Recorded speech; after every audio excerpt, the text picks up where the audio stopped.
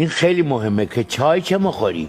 چای خوب باید بخوری. آفرین. فرق داره. هر چایی نمیخوره آب جوش چای رو رد کرده باشی ازش رفته باشه. اصلا ببین روی ممکنه مثلا حسیر بشینه پولی چی نشته باشی ولی میگه ای چای درست خوب. چای درست. آری چای سالم باید بخوری. چای و کباب و اصلا شرایط خوراکی و غذایی اونجا باید درست باشه. ببین من میرم اونجا کامران 10 کیلو چاق میشم، یعنی اگه رژیمم باشم نمیشه. ای به آمدی خانه ما باید بخوری خورش قلال تهدیگه. بعد تهدیگ اگه بچه یه فامیلایی داشتیم تهدیگ خانومشون بعد میشد میزدن سر کوچه. شوخی به میکنه. خدا گفتن این آبرود باید بره. این چیزه همه باید بفهمد. آره آبرود هم موریم. این تهدیگ نیست. من عاشق این سویچ کردنشم.